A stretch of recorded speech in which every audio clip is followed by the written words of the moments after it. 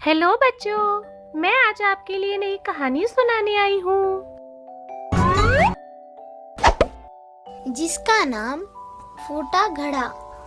एक गांव में श्याम नाम का किसान था। उसका एक छोटा सा खेत था।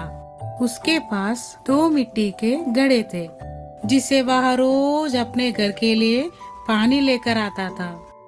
लेकिन उनमें से एक घड़ा फूट चुका था नदी से पानी लाने पर, जिसकी वजह से एक घड़ा भरा हुआ रहता था और दूसरा आधा ही भरा हुआ रहता था।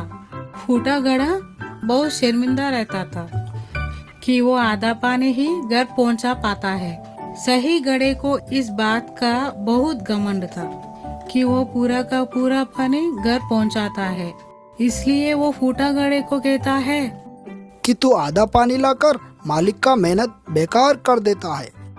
ये सुनकर फूटे घड़े को बहुत दुखी होता है। इस तरह दोनों घड़ों के बातें सुनकर श्याम फूटे घड़े को कहता है, तुम सिर्फ अपनी बुराई देख रहे हो, पर मैं शुरू से ही उस बुराई के साथ छिपी अच्छाई को भी देख रहा हूँ। इसलिए मुझे कभी भी तुम में कमी दिखाई नहीं दी। तुम्हें ऐसा क्यों लगता है कि तुम मेरे किसी काम के ही नहीं हो? जाने अनजाने में तुमने मेरी बहुत मदद की है। पर वो कैसे? हर रोज जब हम नदी से घर वापस आते हैं तो तुम्हारा आधा पानी उस जमीन पर गिरता है, जिससे वहाँ फूलों को उगने में मदद मिलता है। तो तुम कैसे कह सकते हो कि तुम मेरे किसी काम के ही नहीं हो? इन सब में आपकी मदद कैसे हुई? वो ऐसा है कि अब मैं खेती के साथ साथ उन फूलों को भी बाजार में बेचने लगा हूँ, जिससे मेरे पास और अधिक धन आ जाता है।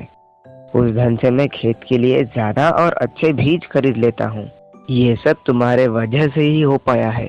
इसीलिए तुम आज के बाद अपने आप को कभी भी कम मत समझना।